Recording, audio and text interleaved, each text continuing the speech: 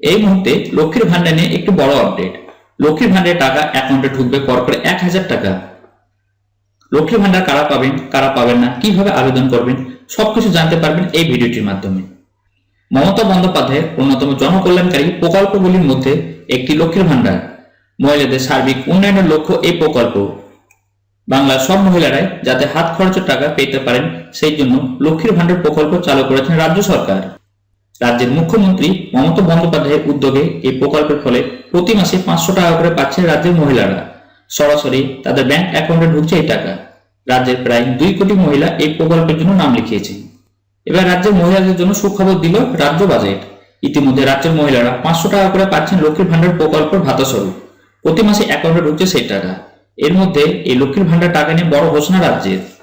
২০২৪ রাজ্য বাজেটে এবার লক্ষ্মীর ভান্ডার প্রকল্প নিয়ে রাজ্যের অর্থ দপ্তরের স্বাধীন দায়িত্বপ্রাপ্ত মন্ত্রী চন্দ্রিমা ভট্টাচার্য জানিয়েছেন, চলতি অর্থবর্ষে লক্ষ্মী ভান্ডার প্রকল্প টাকা ৫০০ টাকা বাড়ানো হয়েছে।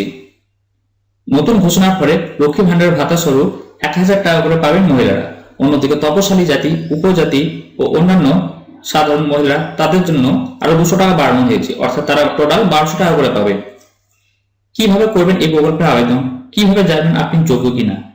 এরই মধ্যে রাজ্যের মহিলাদের জন্য সুখবর দিয়েছে নবান্ন।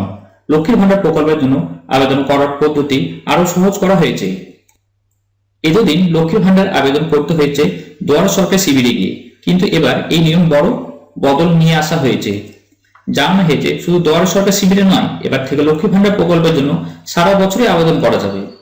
অর্থাৎ আপনি সবসময়তে এই প্রকল্পের জন্য আবেদন করতে পারবেন, কোনো নির্দিষ্ট টাইম থাকবে না। এই নিয়ে সম্প্রতি একটি বিজ্ঞপ্তি জারি হয়েছে নবান্ন থেকে। কারা লক্ষ্মীর ভান্ডারের জন্য আবেদন করতে পারবেন না? কোনো সরকারি নিয়ন্ত্রণাধীন সংস্থার চাকরি থেকে মাসিক উপার্জন আছে এমন মহিলারা লক্ষ্মীর ভান্ডারের জন্য আবেদন করতে পারবেন না। সাধারণ মহিলারা যারা কর্মরত নন তারাই এই প্রকল্পের জন্য সুবিধা নিতে পারবেন। সাধারণ মহিলা মাসে মাসে এবার ১,০০০ টাকা করে পাবেন এবং অন্যান্য উপজাতি ও এসটি এসসি ওবিসি তো তারা পাবেন ১২০০ টাকা করে প্রতি মাসে। কোনো বিধিবদ্ধ সংস্থা, পঞ্চায়েত, পৌর নিগম, পৌরসভার চাকরি থেকে মাসিক উপার্জন আছে এমন মহিলারা এই প্রকল্পের জন্য আবেদন করতে পারবেন না। কোনো স্বাধীন শাসিত সংস্থা, সরকারি পোষিত শিক্ষা প্রতিষ্ঠান থেকে মাসিক উপার্জন রয়েছে এমন মহিলারা আবেদন করতে পারবেন না। তো সামনে লোকসভা নির্বাচন, তাই আরো বেশি মহিলাকে এই প্রকল্পের জন্য সুবিধা দিতে চাইছে নবান্ন থেকে। এই কারণে লক্ষ্মীর ভান্ডার প্রকল্পের নাম নথিভুক্ত করতে নয়া নিয়মের ঘোষণা করেছেন রাজ্যের মুখ্যমন্ত্রী। এর ফলে রাজ্যের ২৫ থেকে ৬০ বছর বয়সী আরো বহু সংখ্যক মহিলা উপকৃত হতে চলেছে।